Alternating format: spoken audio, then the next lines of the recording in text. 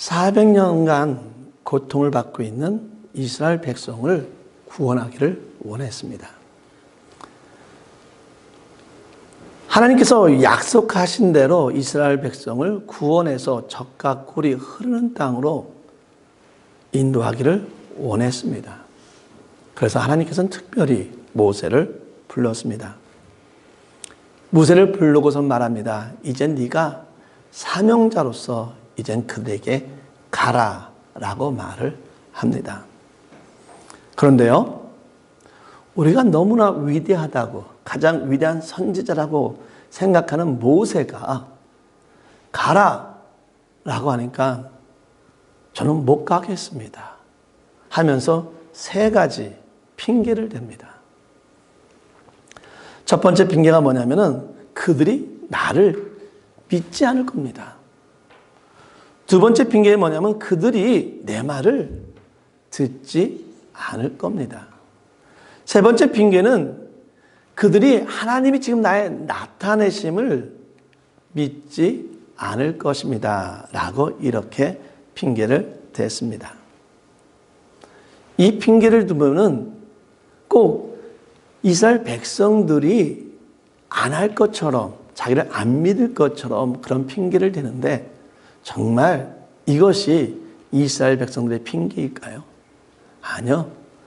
이것은 이스라엘 백성을 빙자한 누구의 핑계요? 모세 자신의 핑계입니다.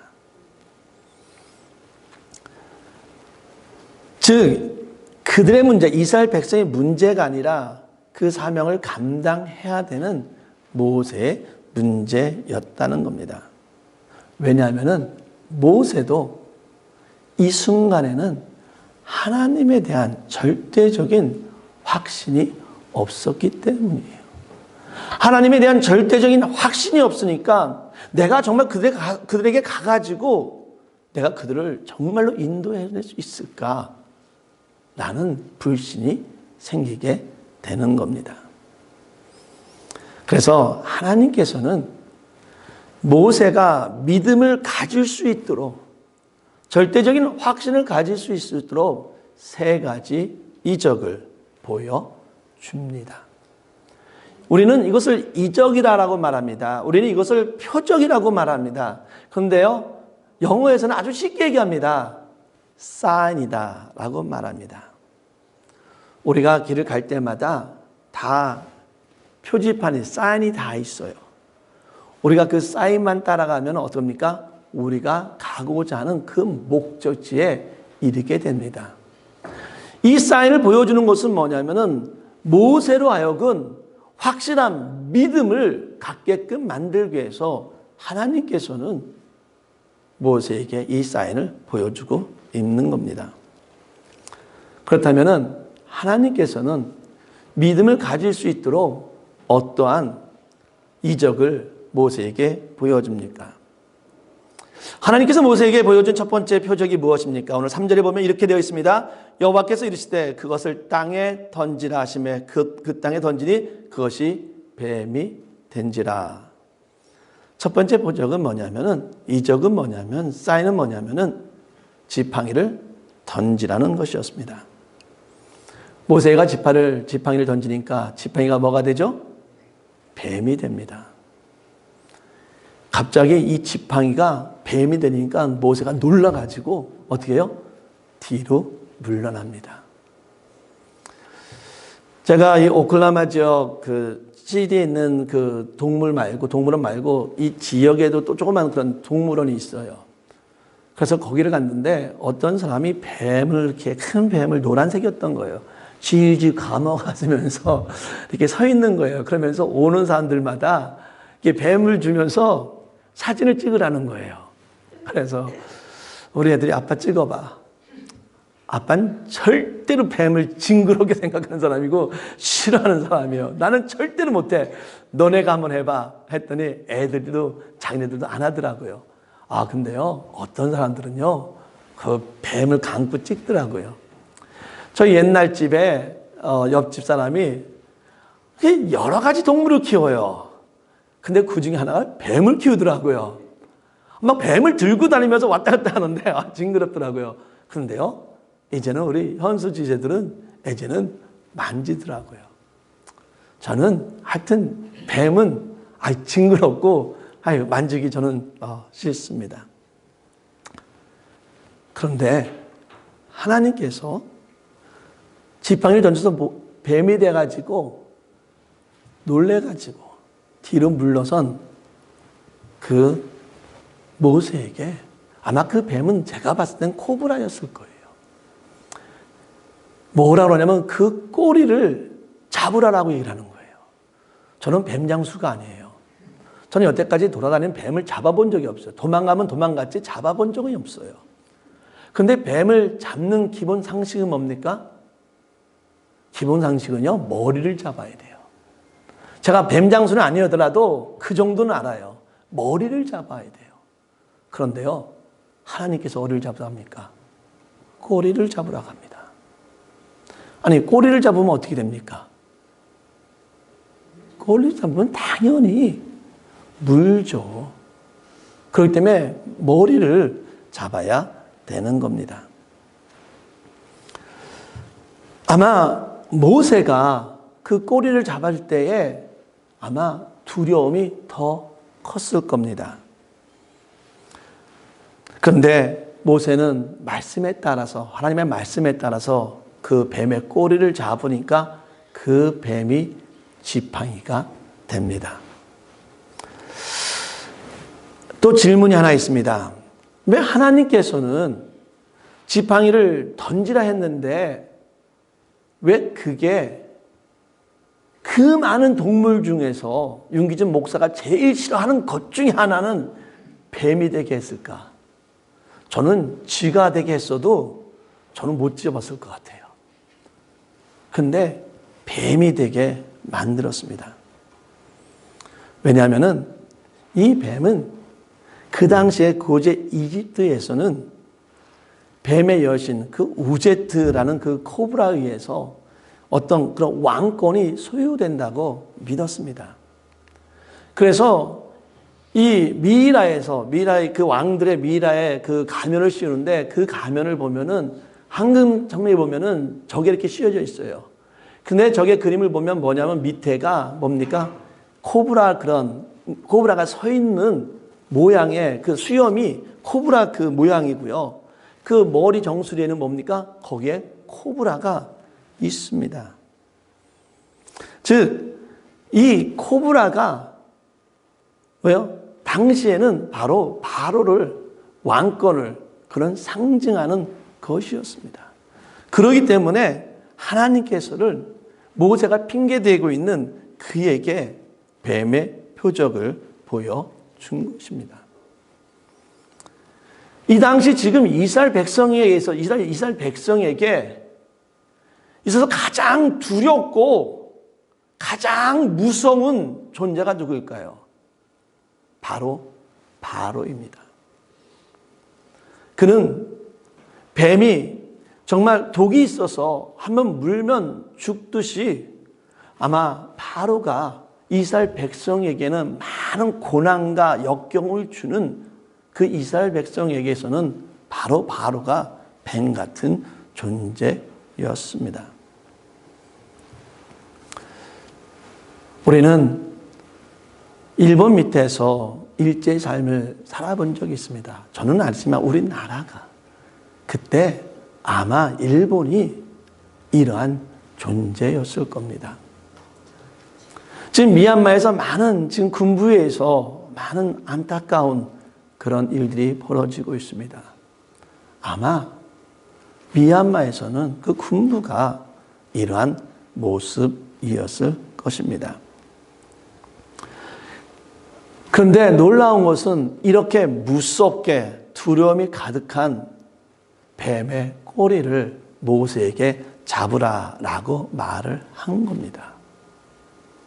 뱀의 꼬리를 잡으니까 다시 말하지만 지팡이가 되었습니다.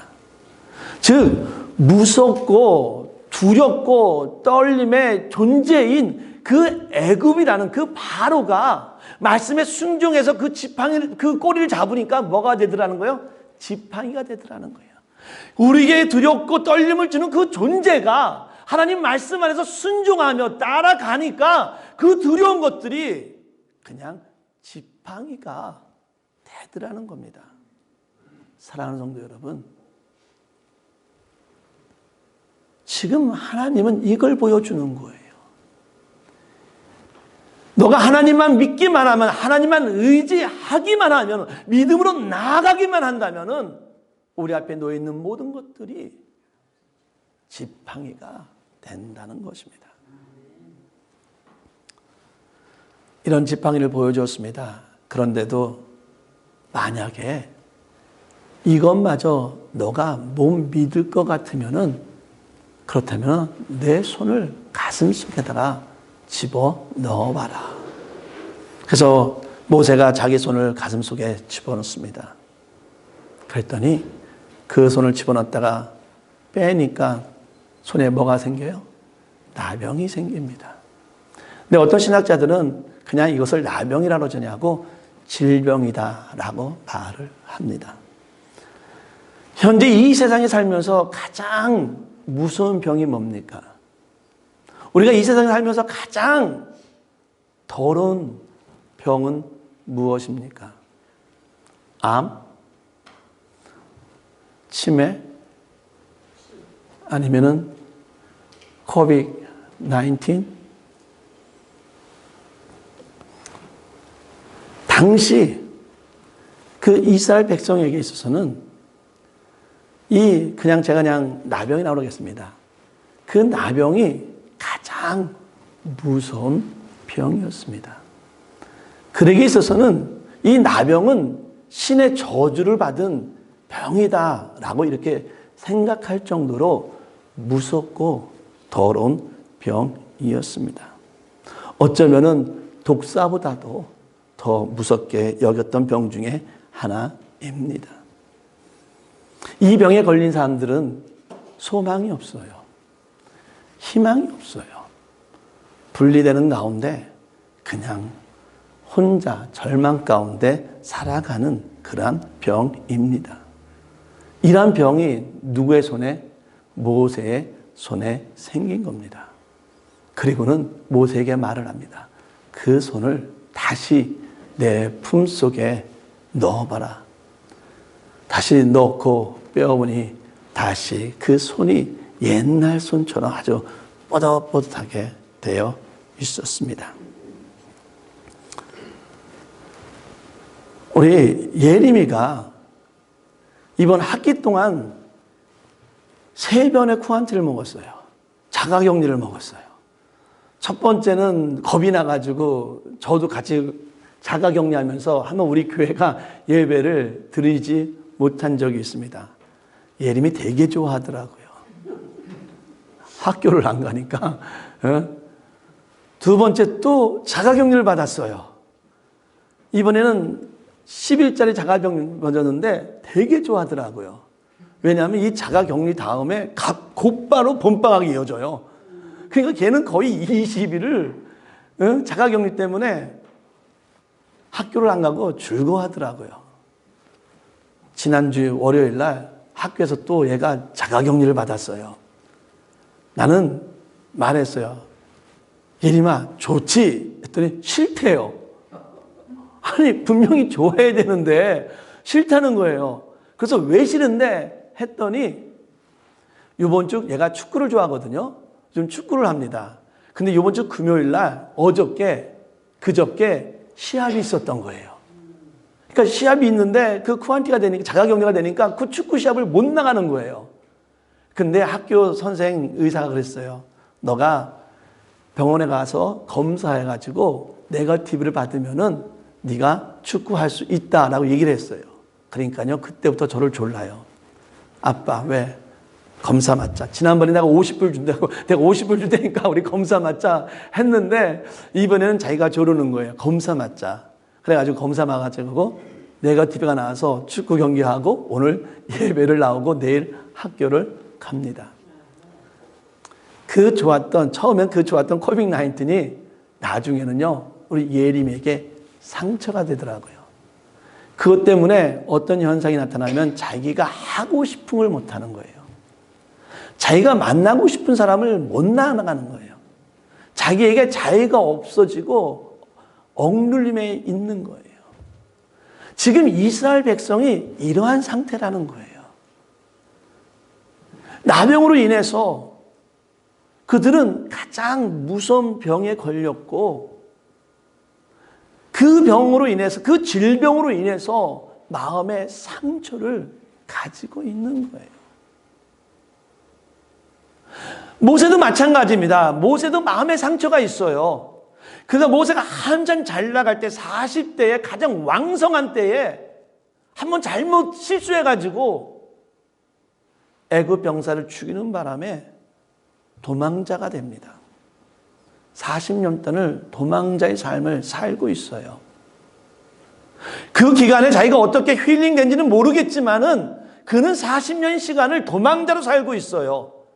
그런데 갑자기 하나님이 너가 이스라엘 백성을 이끌어 오라는 거예요. 아니 하나님, 내가 사실 알고 보면은 내가 이스라엘 백성 때문에 애굽 백성 죽인 거 아무도 몰랐는데 이 이스라엘 백성이 배신하는 가운데 내가 지금 이렇게 쫓김을 당하고 있는데 내가 이스라엘 백성에게 내가 배신당한 내가 온전한 지도자가 될 수 있겠습니까? 라고 고백을 하는 거예요. 사랑하는 성도 여러분, 우리가 삶을 살다 보면은 많은 상처가 있어요. 많은 아픔이 있습니다. 그 아픔 때문에 우리는 온전한 삶을 살지 못하고 항상 피해 의식 가운데 살아갈 때가 너무도 많이 있습니다. 이러한 이들에게 모세가 그 가슴에 손을 넣고 다시 빼니까 그 손이 깨끗이 나았던 것처럼 하나님이 너희를 만져주면 치유가 된다는 거예요.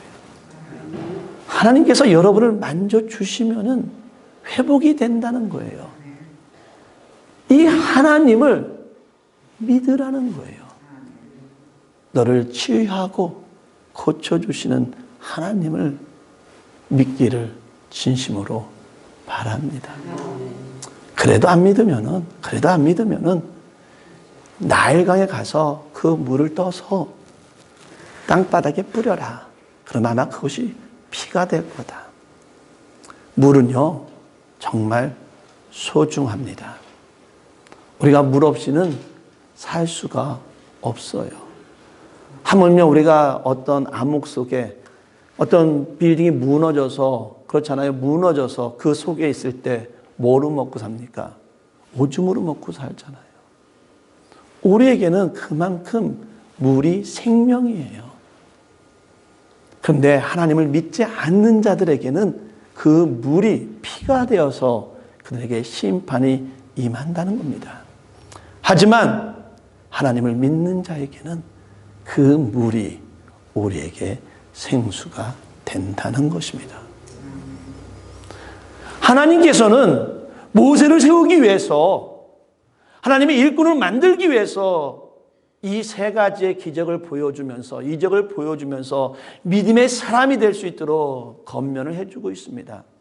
사랑하는 성도 여러분, 우리도 마찬가지입니다. 우리는 각 가정 속에서, 각 직장 속에서, 내가 있는 곳에서 우리는 하나님의 사역자입니다. 하나님과 같이 동행하는 자입니다. 이러한 우리에게 더욱더 온전한 믿음을 허락하기 위해서 우리에게 이러한 이적을 보여준 줄 믿기를 바랍니다. 이 말씀의 이적을 통해서 여러분이 회복되기를 원합니다. 여러분이 담대해지기를 원합니다. 여러분이 더욱더 강건해지기를 원합니다. 그런데요, 이 믿음을 갖기 위해서 가장 소중한 것은 무엇일까요? 우리가 하나님 저에게 강건한 믿음을 허락하여 주시옵소서.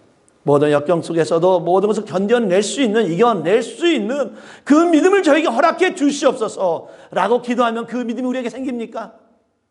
아니요. 그렇게 기도하면요, 하나님께서 우리에게 주신 게 하나 있어요.